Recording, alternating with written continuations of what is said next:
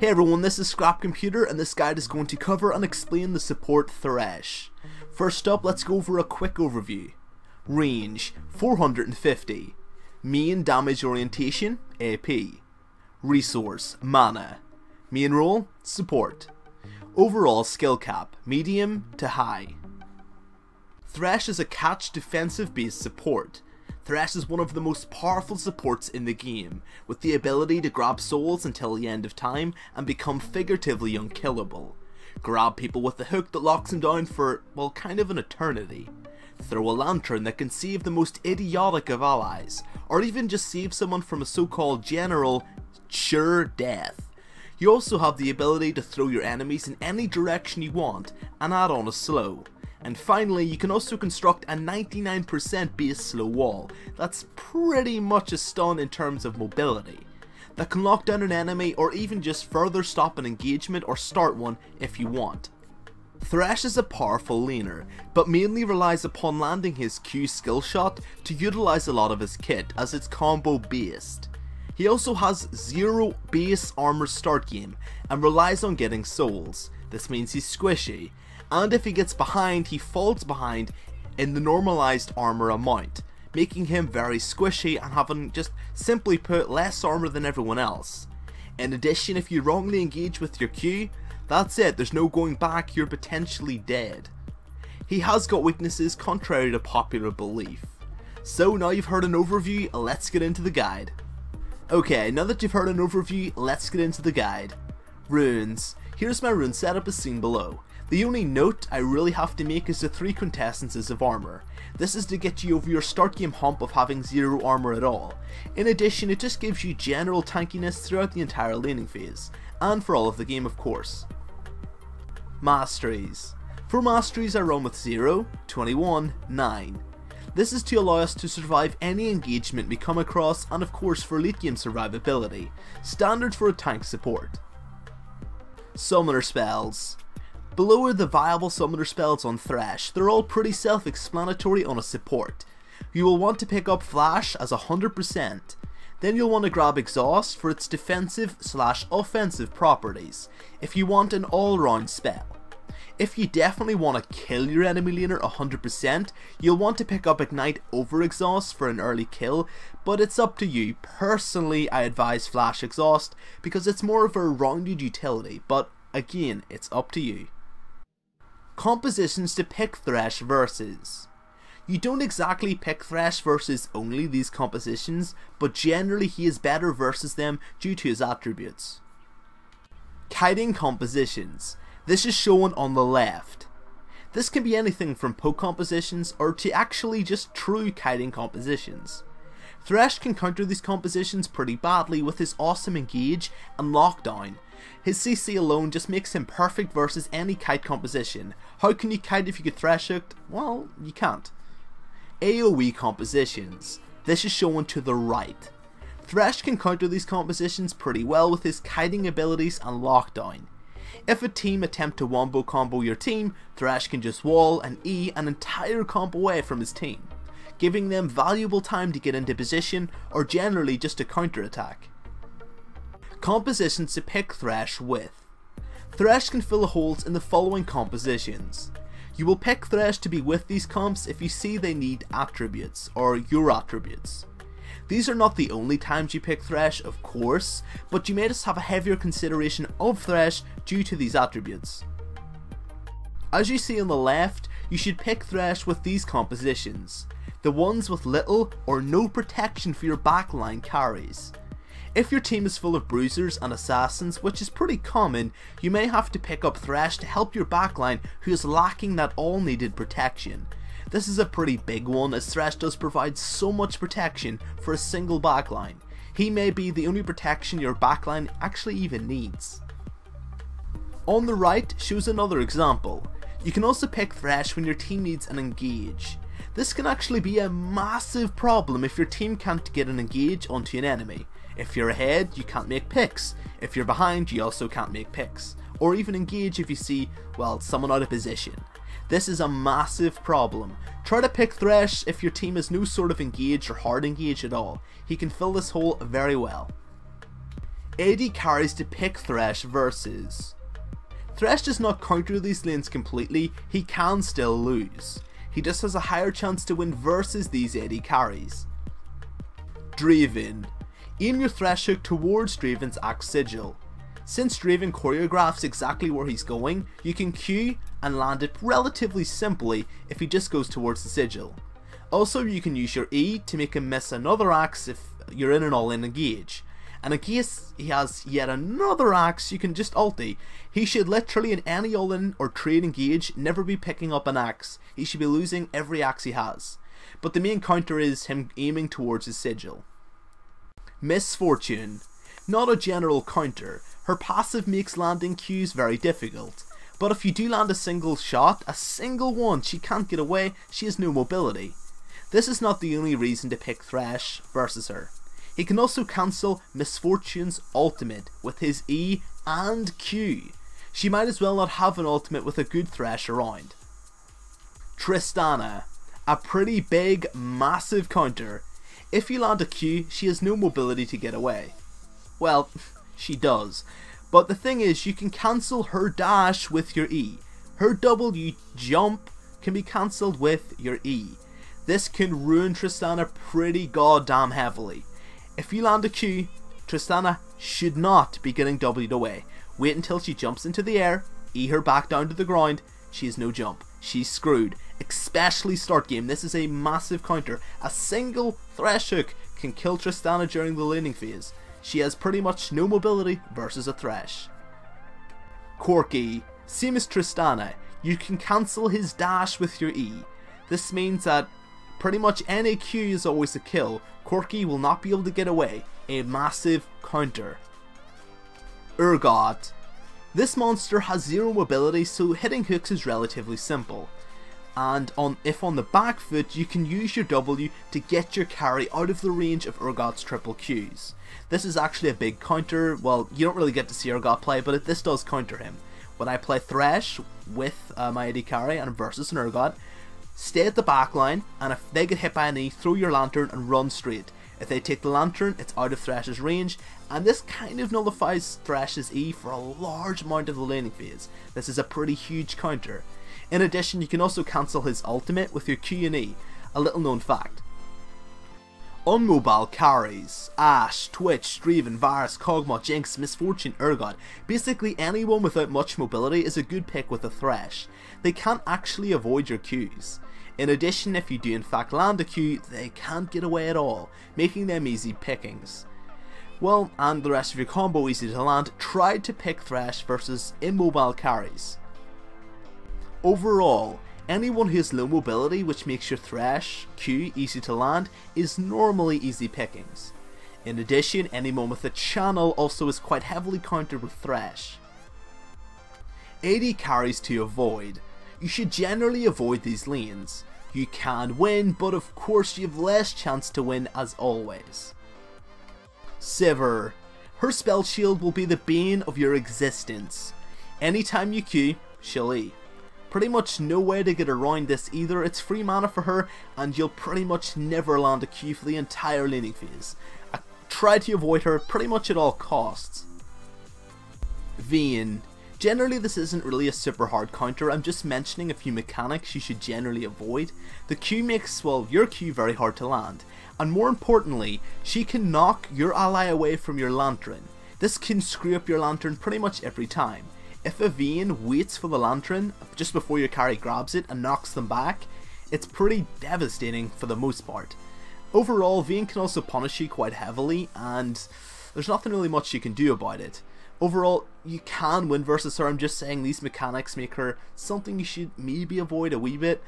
Kind of hard to put her on the avoid list, but you know, I've reasoned this too much already. Ezreal.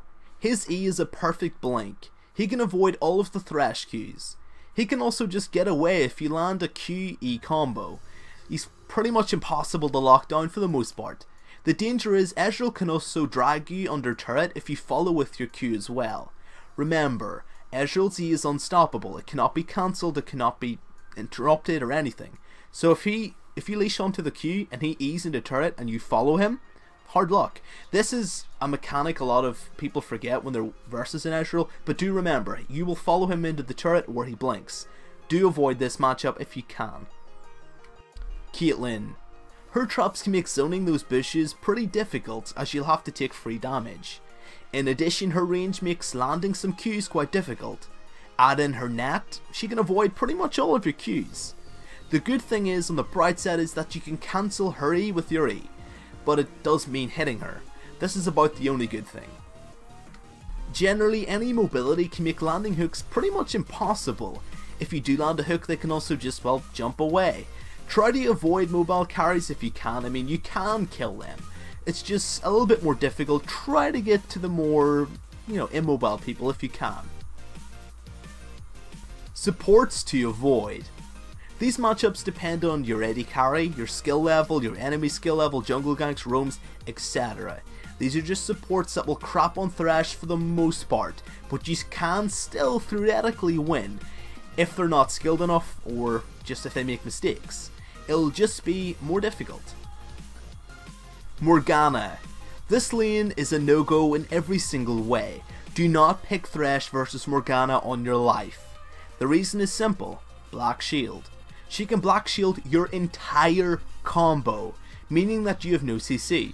If you have no CC, Thresh is useless. Absolutely useless. She can also lock you down and make your life a living hell by zoning the bushes with her W. Her all-in lockdown and potential is pretty much strong as well, so generally just avoid this. Janna. A surprising counter that not many people use correctly, which is to my great annoyance as I'm an AD carry main. Janna can almost completely ruin Thresh's combo. If the Thresh lands a Q hook, she can Q or even ultimate to block your Q. When you jump into them, she can cancel this, ruining your combo mid-air completely, meaning that you will not reach the full pull, meaning that you cannot do your combo correctly, meaning that you have no lockdown, meaning that you've just been cancelled in the middle of your jump and right in front of your enemies with no cooldown in range, and you're going to take a lot of harassment. Also, in addition, Janna's passive makes landing a Q kind of hard. 5%'s a lot. Do not underestimate the 5% movement speed.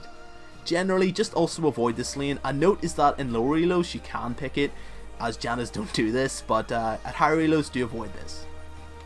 Alistar. Ali can stop your Q by simply body blocking, or of course Qing or Wing you away. He can cancel your combos with ease.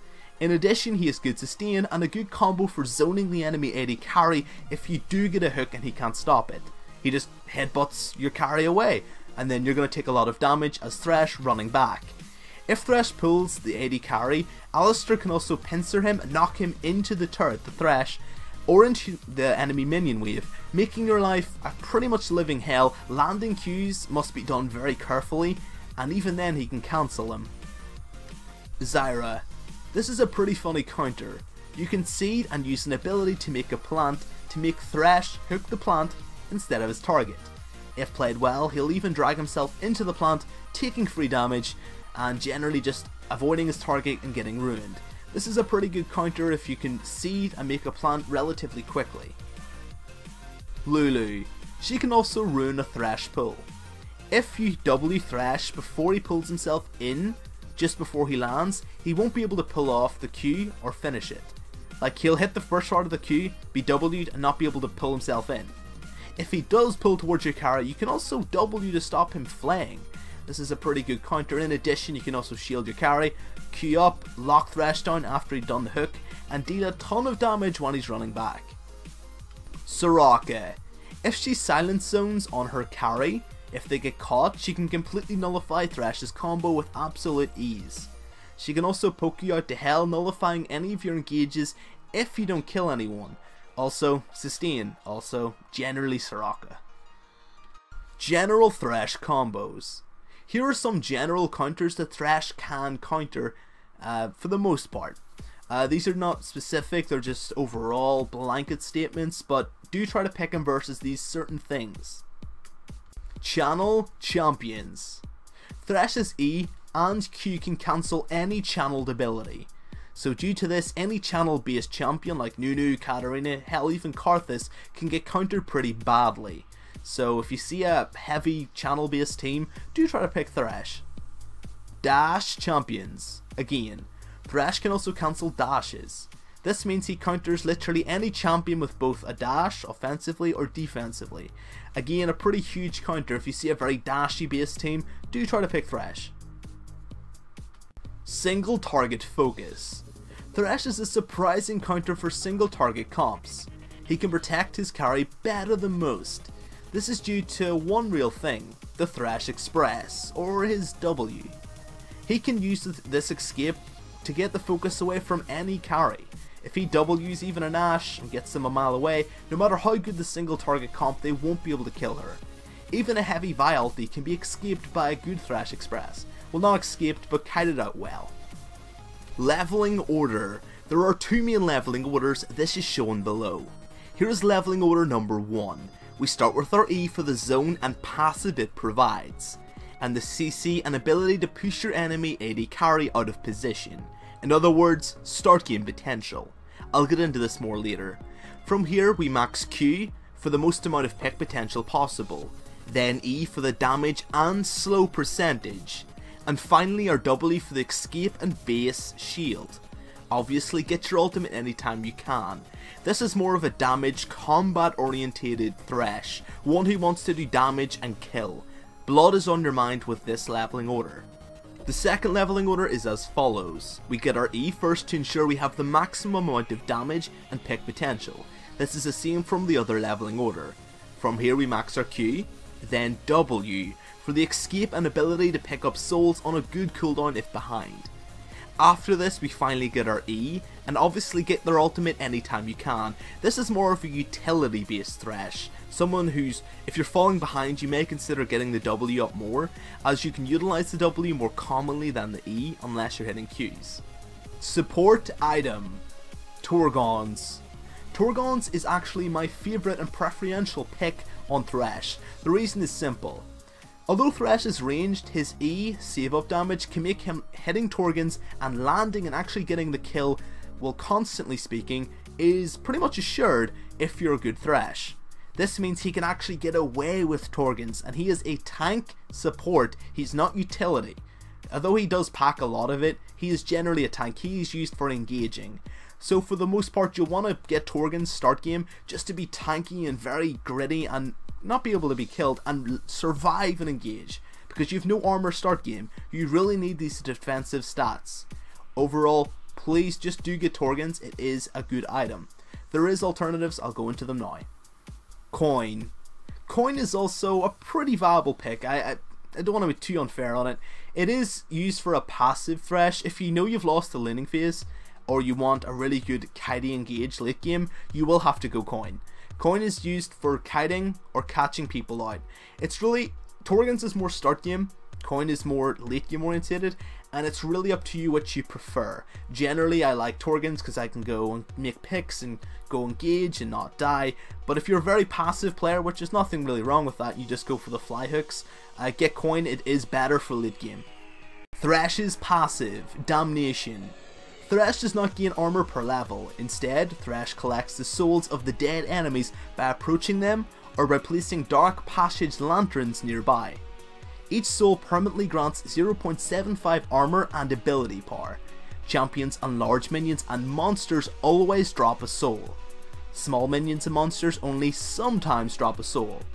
A soul will only drop if an enemy unit dies within 1900 range of Thresh. Souls are visible to allies and only become visible if the enemy team has vision of Thresh. Souls disappear if not picked up after 8 seconds. Uses and tips. Number 1. On Summoner's Rift, the drop rate for souls on small minions is around 33%. However, the probability adjusts dynamically. If you're above or below your expected quota of soul drops from small minions, the probability lowers or raises by a small amount until you're back at your quota of drops. It is worth stressing, however, that it only takes into account souls dropped, not souls collected. So if you're behind souls collected, well, hard luck. Number 2. Due to multiplicity, enchanted armor gives a nice synergy as each soul will provide more. Number 3. At 255 souls, Thresh gains a new buff, Damnation, Soul, Gluttony. Soul Gluttony states that he has gained 255 souls as well as much ability power and armor that is worth. The Damnation buff disappears and starts to gain from 1 until your next soul. This will occur each time Thresh obtains 255 souls, with Soul Gluttony updating each time, example 255, 510, 765 and so on. Number 4. The number of souls you can possibly have is capped at 999,999. In other words, it's over 9,000! Sorry, that joke is so overplayed. At which point Thresh will have 749,999 bonus armor and ability power. Number 5. This amount of armor from the previous point grants Thresh 99.99% damage reduction. Even with a 35% armor penetration from Last Whisper, the amount of armor it grants is still 99.98% damage reduction. Number 6. Damnation features an Easter egg when associated to Nunu. Nunu will drop 2 souls, his own and Willump's, I can never pronounce that, so pretty much when you're versus a Nunu you get 2 souls instead of 1. Number 7. This can give you some unbelievable tankiness all game. This is the most applicable for late game when you become essentially a double tank due to this passive. You can become an unkillable demon late game, which a lot of Threshes do in fact do. Number 8. Due to the nature of this passive, Thresh is good versus AD compositions. Due to the free armor you can receive for late game. This can give you a lot of survivability that other supports simply can't have late game. Number 9. Coming on from the previous point, this means that Thresh isn't amazing versus magic based teams. Don't get me wrong, he isn't bad, he's normal, but he just isn't amazing as with AD comps. Number 10. Thresh's passive means he can get away with building magic resist first after his main HP items, as you'll already be stacking armor with your passive. Just food for thought, this isn't a 100% thing as you do start with 0 armor and it will make you weaker start game, but late game if you stack magic resist you'll be unkillable with the free armor. Number 11. This ability provides you with a lot of free AP for most of the game. A lot of people forget to mention this. This is basically just free damage to go all in with your abilities. Late game this can actually make Thresh's abilities provide some decent damage for absolutely free. To give you a feel about how many souls is good at level 18, here are some numbers for the next points. These are just interesting, you can skip them, I'm just saying. Number 12.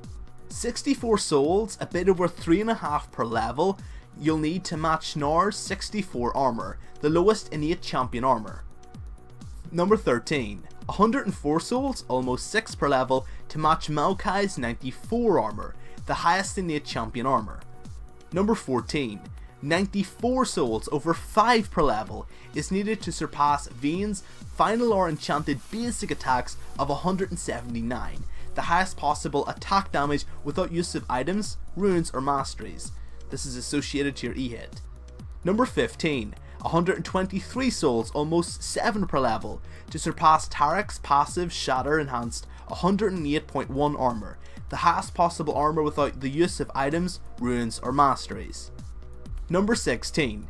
264 souls, almost 15 per level, to surpass Rammus's active defensive ball curl enchanted armor at 213 armor, the highest armor possible without the use of items, runes or masteries.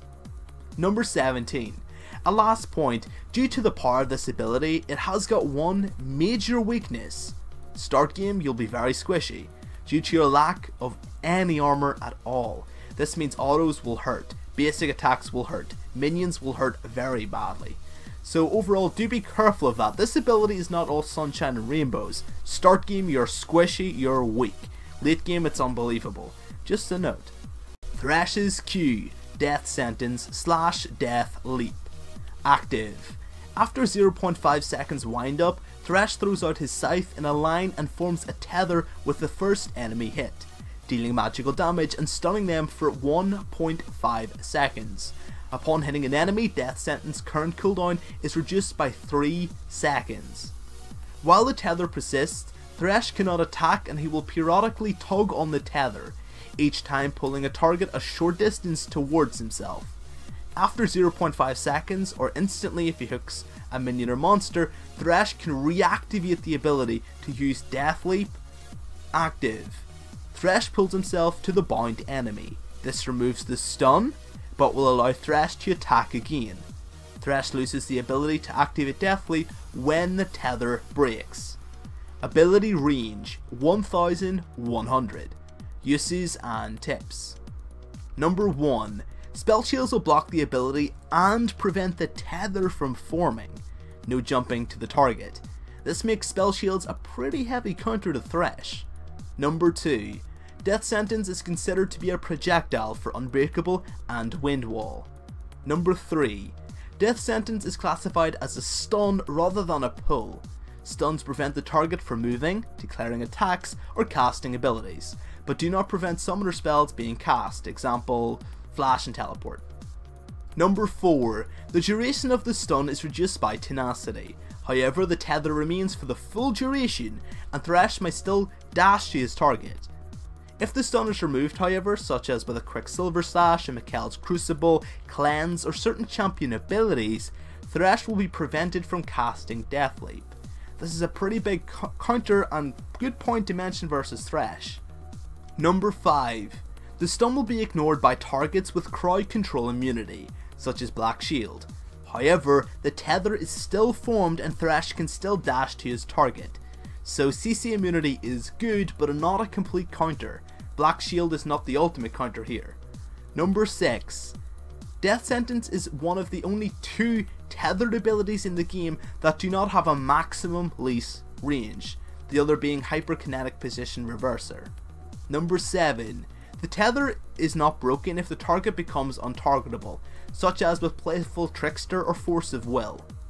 Number 8. Unlike the behaviour of most other skill shots in the game, Thresh will not face the direction he is throwing Death Sentence during the casting animation.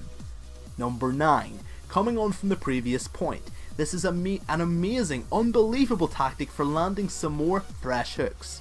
You can throw the skill shot without facing your target, which can trick many enemies and potentially hide some of the animation for the most part. Some people don't expect a skill shot if you're looking away from them. If you look, a lot of professional Threshers do this. They look the other way and pretend they're not going to throw a hook. This is a pretty awesome tactic. Number 10. For those 9 million Thresh players that can't land a Thresh hook to save their life, you can do the following, and the previous of course. The first is to use Bush's bot lane anytime you can to hide the animation and the sound effect for the hook. This is a pretty basic one. They also don't get time to react if a hook comes out of the bush at the last second, lowering their reaction time. Number 11. Another good tactic is to make use of blind spots throughout the game. Again, professionals do this and very high level players do this, you should also. This is a massive point not many people use. Seriously, I'd say 1 out of 10 players bot lane use this for no reason. I have a blind spot guide on my channel, sorry for, but it's all there. There's a lot more information there. Number 12. Attempting to throw Thresh hooks just before an enemy minion dies. This is a big one. This is an age-old and amazing tactic. As seen below, the enemy lane think they're safe. Oh look, an entire minion wave. I am safe. Look, that skill shot right now can't hit me.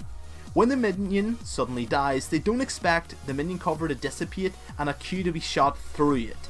Generally, people do not expect minions to die almost instantaneously with your hook. So if they die just as your hook goes through, you can land and hit nearly anyone. A pretty awesome and again age-old tactic. Number 13. Try to set up a Thresh hook with your AD carry CC.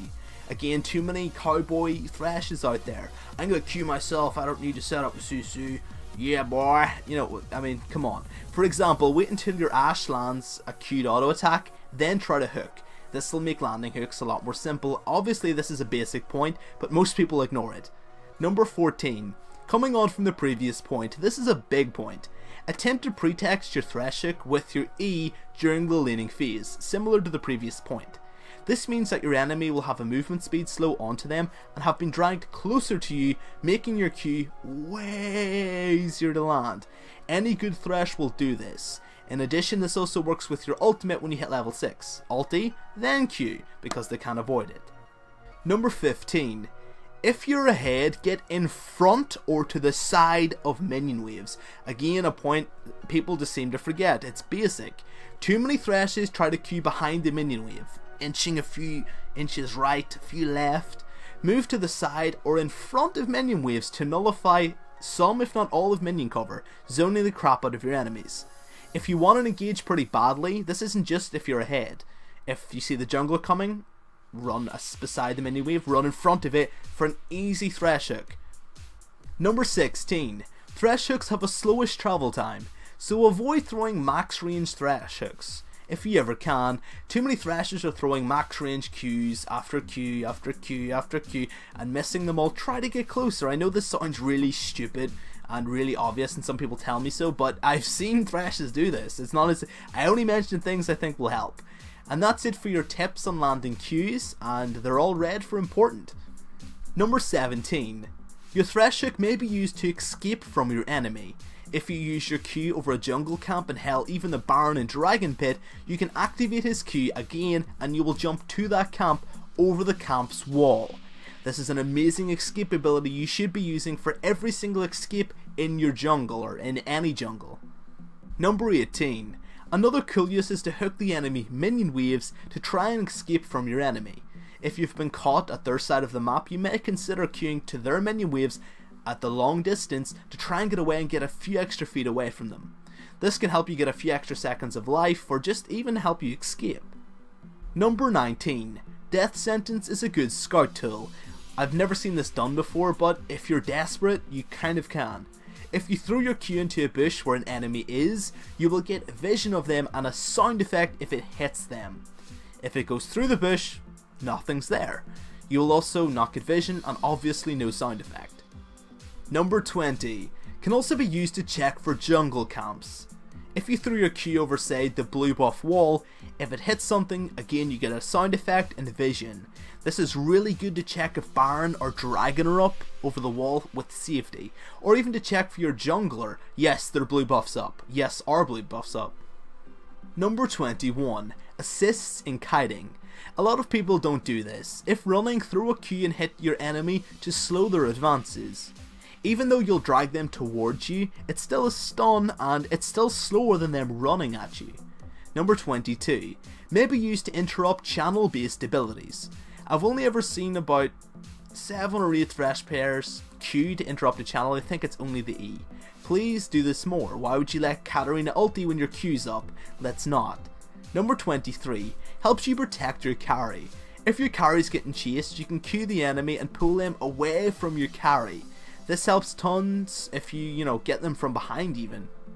Number 24. Death Sentence can be used to help your jungler and your carry in taking jungle camps. This can also help them kite them and take a little less damage. Remember, it's still a 1.5 second stun. This can nullify a lot of damage for your jungler start game. Number 25. Can be used to generally save an ally with the CC. If your ally is getting chased, you can Q and CC stop them from catching your ally. Remember, it's a stun, it's awesome. Number 26. You don't always have to go for the second aspect of this ability. Just because you land a Q does not mean you have to go in on it like 90% of Thresh players. If you see the jungler coming out of nowhere and you got a Q lucky, don't go in, you'll die. Don't double hit that Q, think before you go in, please. This is a big, I'm only going to mention this once, but it's a pretty huge point. Please don't just double Q like every Thresh ever. Number 27. Now a massive, huge, generic point. This ability lasts for 2 full pulls. The stun's always the same amount, but you get 2 full pulls of movement. Use both of these pulls. Use the max amount of time, please. If you activate this early, you won't get the tether as long. You won't get as much time to decide. You won't get to chain your CC better. Like, if you wait until the last second to Q again, the stun will just be off before you E and slow them even further, chaining your CC. Double hitting Q while they're stunned and Eing them while they're stunned wastes this time. You're slowing an enemy that is stunned. What is the point? There is no point. Activate the second part of this ability at the last possible second. It's 0.5 seconds before normal. but these 0.5 seconds will lead to a chain CC rather than a wasted, completely useless slow. Number 28. This ability can get you into position for nearly all of your combos and into position mainly for your E and ultimate. Number 29. You can get unsafe CS with this ability.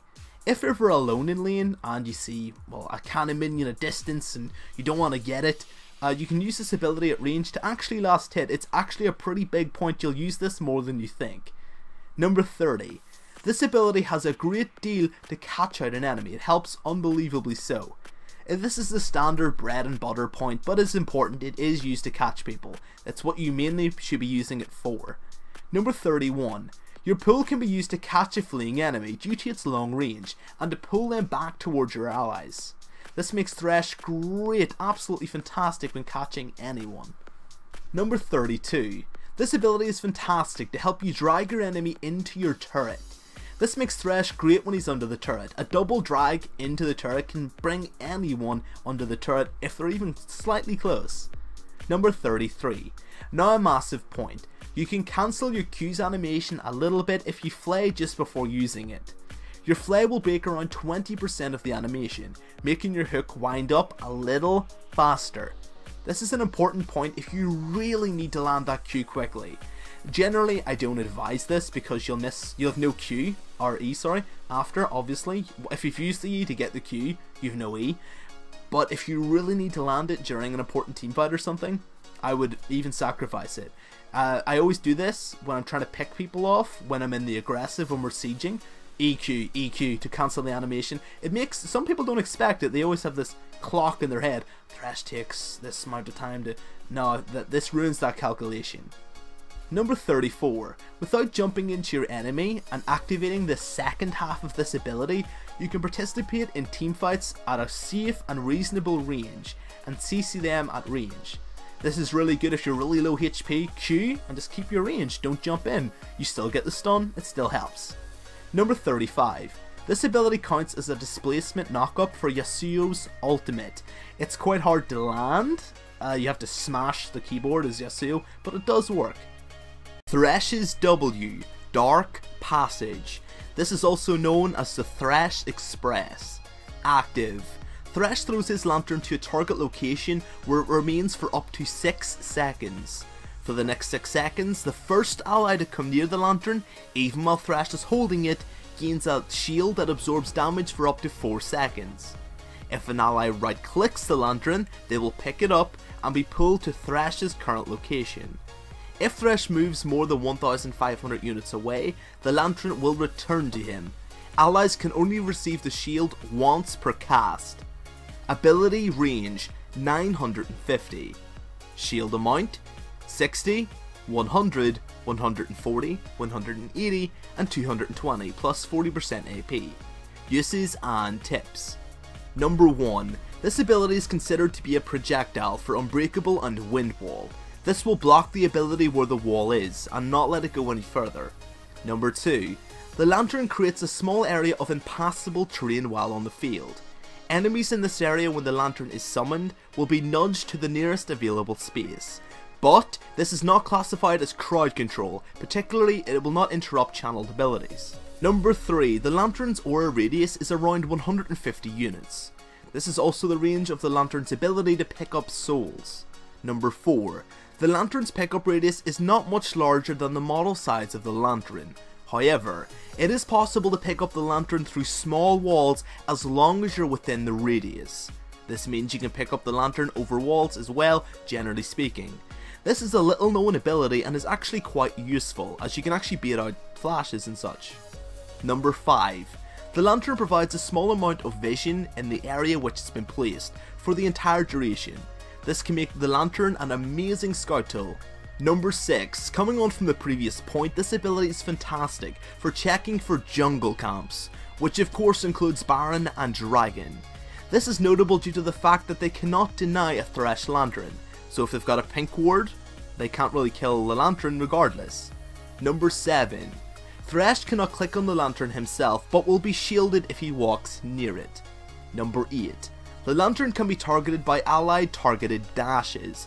This is pretty awesome for those Lee Sins and Jaxes and Katarinas to jump to. Number 9. Your allies can also teleport to the lantern. This is epic for some cool tele ganks. Number 10. When the lantern is thrown, a golden circle is shown displacing the maximum least range of it.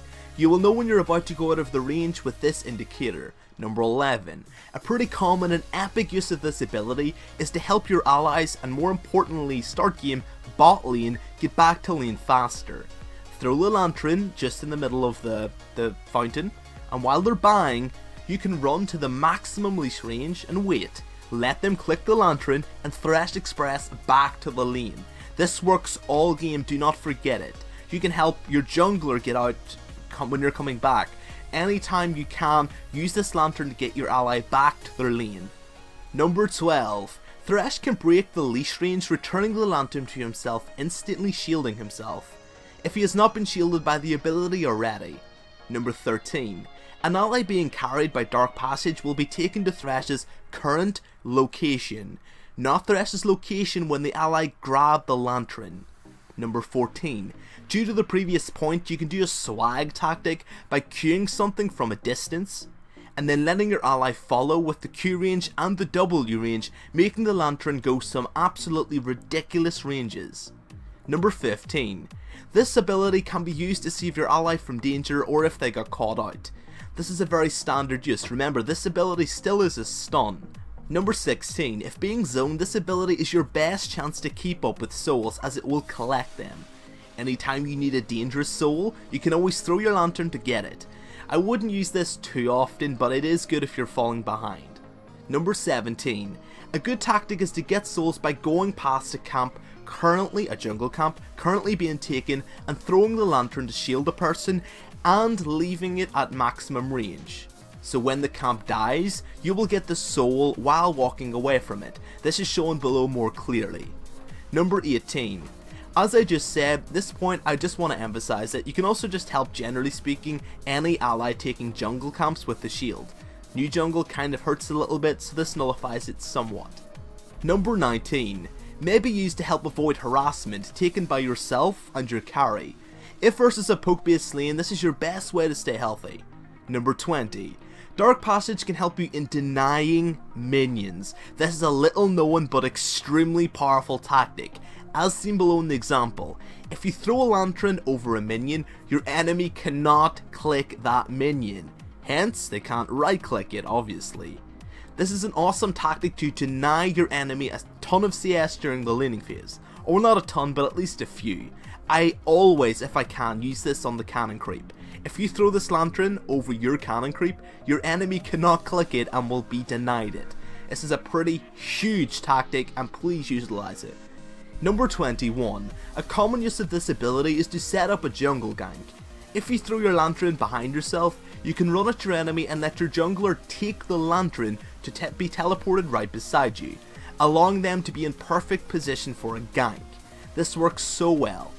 Number 22. A point few people use. You can use this lantern to set up AoE in teamfights. If your enemies are playing safe and keeping a distance, you may consider throwing your lantern to get your best AoEer into the teamfight. This is a good ability and use. If you throw the lantern at, say, a Fiddlesticks just before he ulties in the Fog of War, you can pull him into the entire enemy team, and they're gonna pretty much die from that. Number 23. Due to the lantern's long range, it can help you participate in fights at range and with safety. You can throw your shield at a long range, and that also means you're safe and you don't have to go into distance to die, helping your teammates and still remaining safe, and of course, again, not dying. Number 24. A note is that your enemy can physically block this lantern, and it is not a 100% thing. This is a pretty big point. If your enemies physically walk in front of the lantern, they can stop your allies from clicking it. It's the same as you stopping them from getting CS. You can physically block this lantern. Not all champions can do it, the small ones can't, the bigger ones can. It's just a thing you must keep into consideration. Number 25. Now a massive mistake I see a lot of people doing. Do not go back for a lantern if you got away. Sure, if you click the lantern it assures your escape, but going back for that like assertion, you might die for it. I would always consider just not going. If you've got a good distance and you're running away safely, don't go back for an idiotic Thresh placement. Just don't. Number 26. This point leads on from the last. As Thresh, ensure your placement and you're placing your lantern correctly, just in front of your ally. I've seen idiotic placements, behind their ally, way to the side, way to the front over walls and such. Please just try and use it in front of your ally so they can click it easily and they don't have to make mistakes and go back for it. Number 27. This point can be described as burst and go. For any champion that requires a placement for an all-in strategy, such as say a Kassadin who has to jump into his enemy, you can allow him to do his burst and get out of there with the lantern with ease. So throw the lantern at the enemy they're about to burst, they'll do their burst, click the lantern and get away. The same goes for any dash champion such as Akali. This is a pretty awesome tactic if you have good communication. Number 28. May be used to catch a fleeing enemy.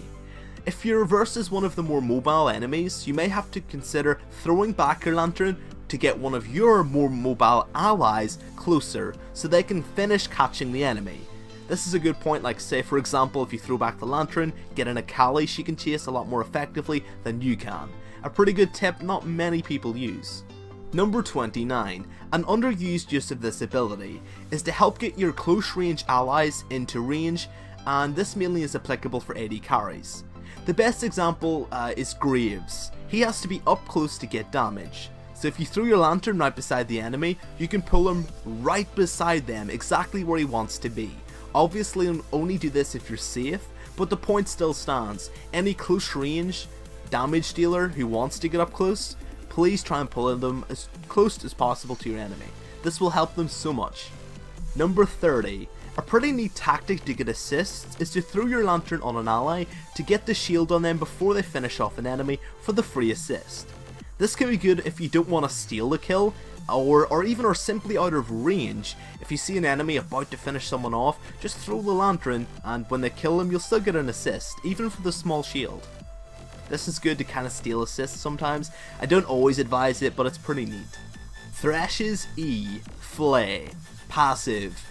Thresh's basic attacks deal bonus magic damage on hit. This value is equal to the total number of souls collected plus a percentage of his attack damage based on the amount of time since he last attacked. Active. Thresh sweeps his chain in a broad line towards a target direction. Enemies hit, take magic damage, are knocked in the same direction as the chains, and are slowed afterwards for 1 second. This cast forward can be pushed and it can also be cast backward to pull. Ability range 400, but it's a total 800 if you count end to end. Movement speed slow 20, 25, 30, 35 and 40%. Uses and tips. Number 1. The triggering auto attack will apply on-hit effects and can critically strike as normal. Number 2. The bonus auto attack damage does not affect structures or wards, nor will these attacks reset the charge. This is a pretty important point to take into consideration, so you don't have to worry about wasting your charge on these things, it won't affect it. Number 3. The passive auto attack damage of this ability is an amazing harass tool for most of the game. Start game you should always attempt to get this fully procced. Number 4. Spell shields will block the active's damage and knockback. Number 5. Spell shields will not block the passive auto attack damage. Spell shields are useless versus this. Number 6. Despite its tooltip, the bonus damage is based on the amount of time since Thresh's last hit, not his last attack, as the bonus damage does not work against wards or structures as I've mentioned. The bonus damage will not reset and will continue to accumulate even while attacking. Number 7. This ability is considered to be a projectile for Unbreakable and Wind Wall. Number 8. Runin's Hurricane will apply the passive damage to each enemy hit. However, when Thresh strikes one of the enemies, the time since the last attack is reset and the other 2 targets will only take minimal damage. Number 9. When the passive is fully charged, the icon of the buff becomes red. Thresh's Scythe will also glow green and there will be a sound effect. Number 10. An important point as many seem to get Torgans with Thresh. I'll explain the rationale. This passive auto attack damage can help you get the Torgon's last hit, as no other range support can proc its passive, the Torgon's passive, for the free easy last hits. This is actually the main and pretty much only reason you can get Torgon's and Thresh and actually get away with it. He is one of the few range supports that can actually do this, because of this E passive.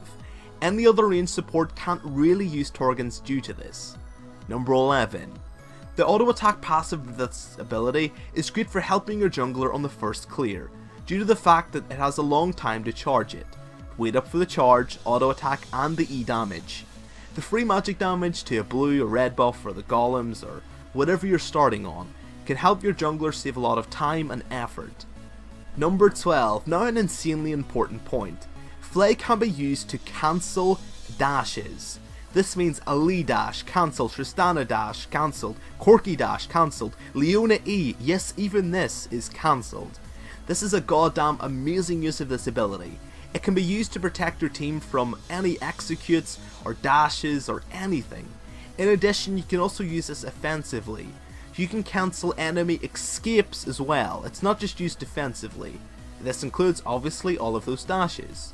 If Flay tries to safeguard to a minion, you can pull him back and cancel it. Or while Tristana tries to jump away. Flay, cancel it. This is literally one of the most important points I can mention about this ability. If you cancel a Corki dash or a Tristana dash, they're dead. They're out of position with no escape anymore. If you cancel a leak Q, you can save an ally from being executed. Please remember this, it's a big point, it can cancel dashes. Number 13. Flay may be used to help clear minion waves and jungle camps. Coming on from the former, pushing waves is very important bot lane for the supports to do as well. If you Flay in the middle of it, you can AoE down an entire wave. It's pretty awesome. Number 14. Your E is fantastic for helping you and your enemy in kiting an enemy, due to the slow and the knockback that can help everyone. Number 15. The knockback on Flay can be used to knock people over walls. This is hard to pull off but can separate an enemy from his team very well. You can drag them over your wall, remember that. Number 16. This ability counts as a displacement. This can be used to cancel channeled abilities such as Katarina and Nunu's ultimate. Thresh has 2 of these to stop channels happening. No one should be channeling near Thresh. Number 17. This ability in cooperation with your Q can pull nearly any enemy into your turret.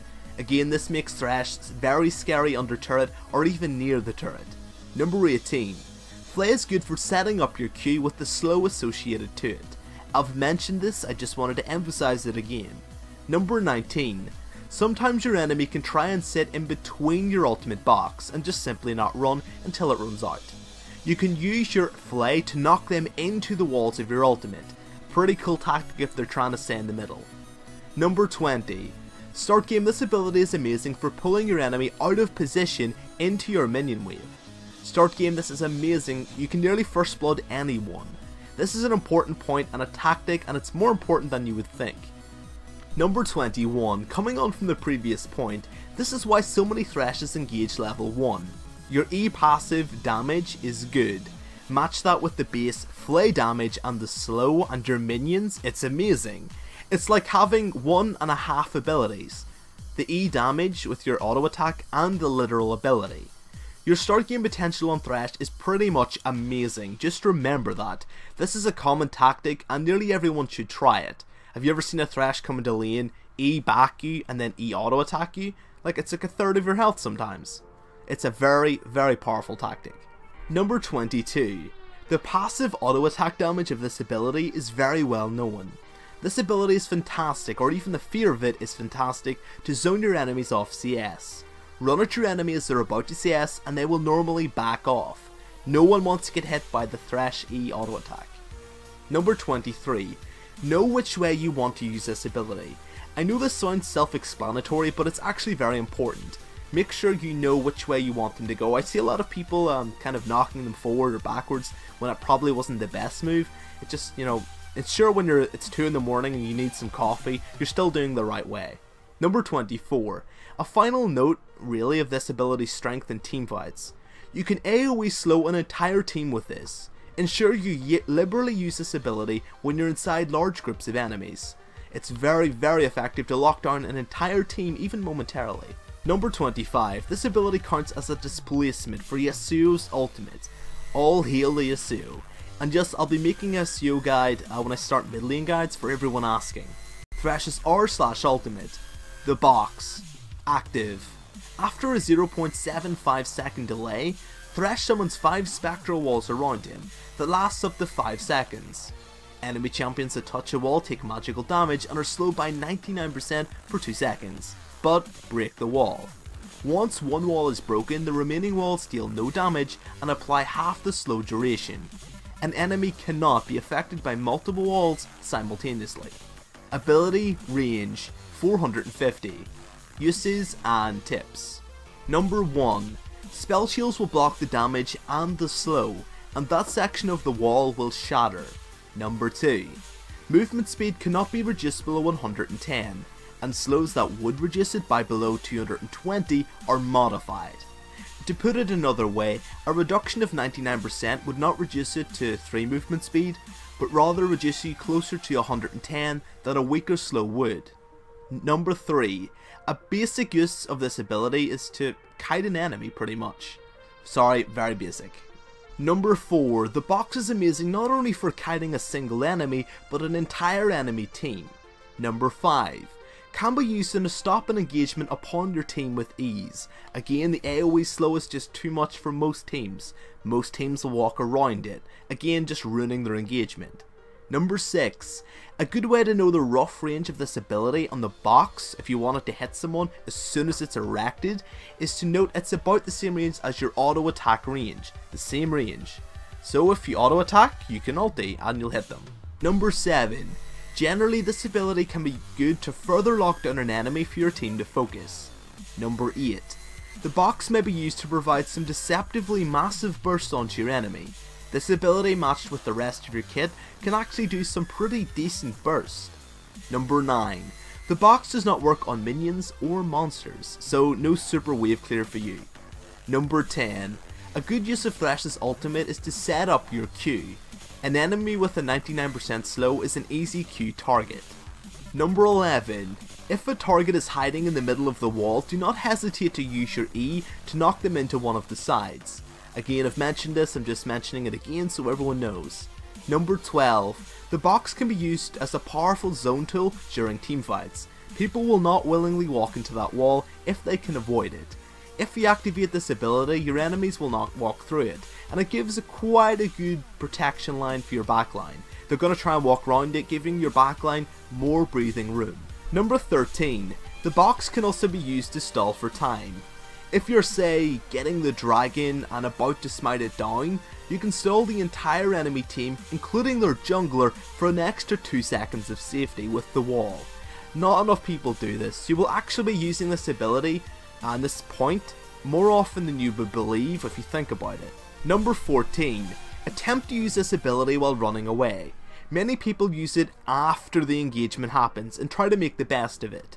But if you use the wall early, you'll help your team get away and not have to do the animation and wait for it to be erected. You can avoid the whole situation rather than just fixing it.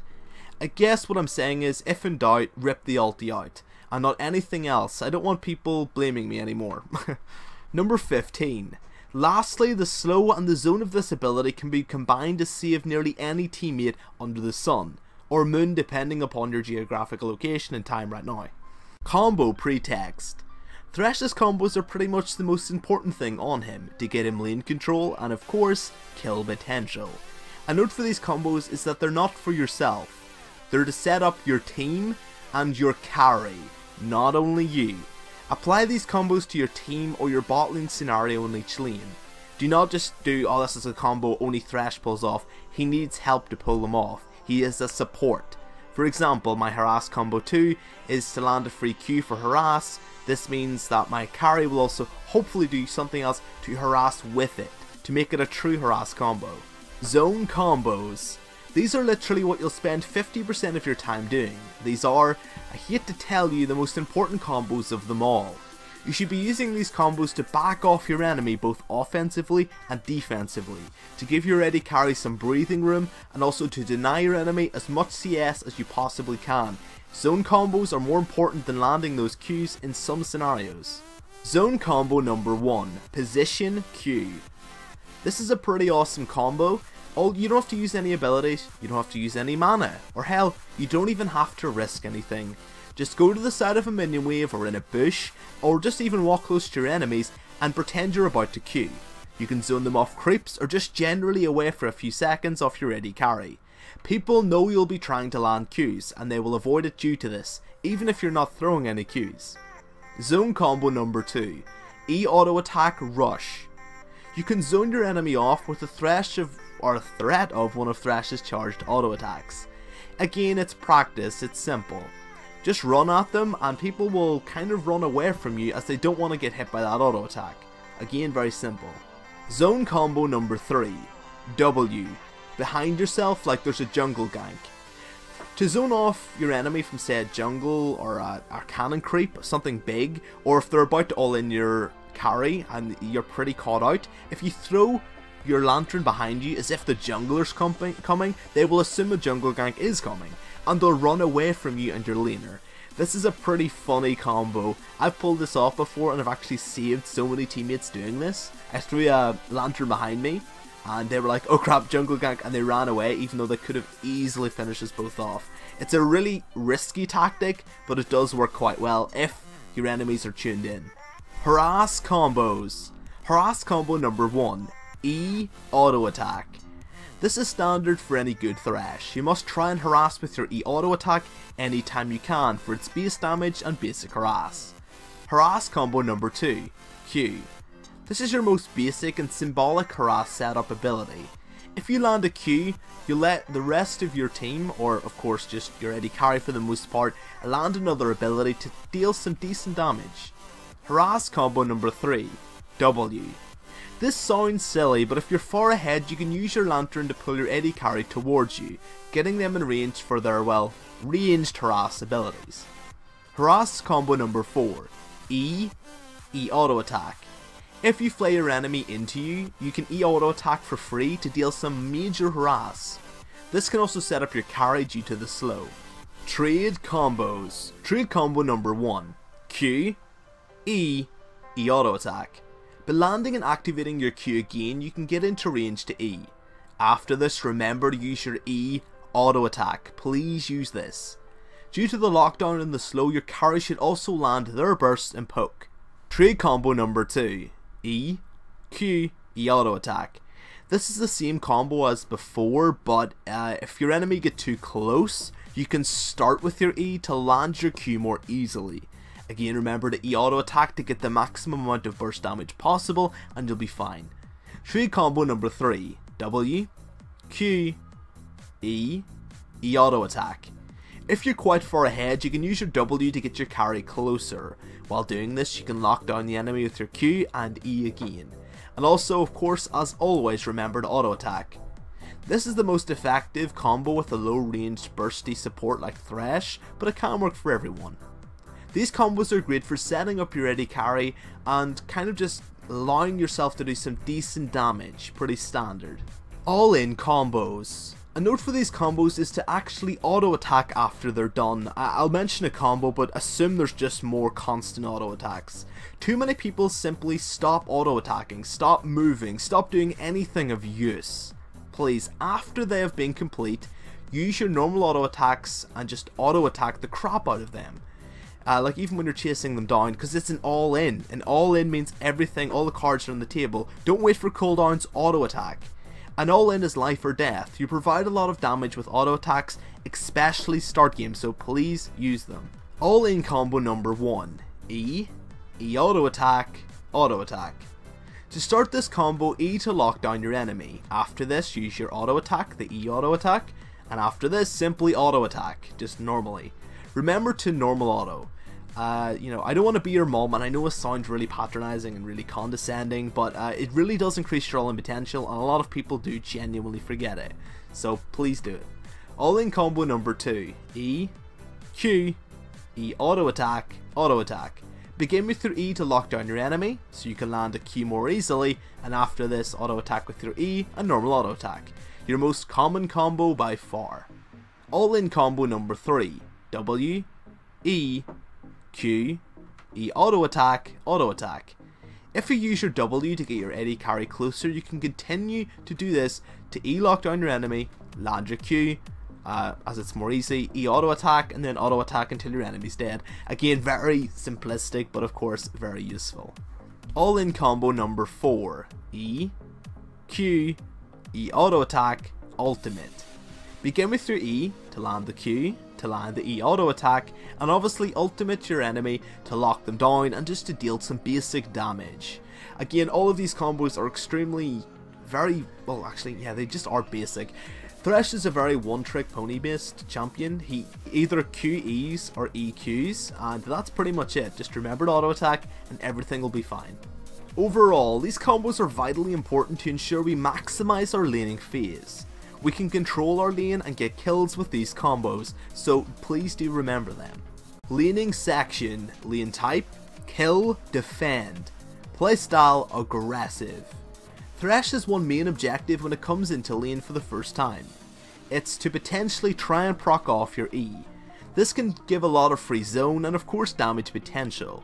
Ensure you walk behind your minions and then try to auto attack, trade with your enemy. The charged E will out damage their normal auto attack pretty easily, so you should win. Remember, even if you can't proc it, attempt to zone off your enemy or even just keep them on their toes. Now, Thresh's laning phase is mainly about trying to kill your opponent and locking them down with a Q. You must be fishing for Qs during the whole laning phase and attempt to land just Qs constantly. I've already given you some tactics how in the Q section.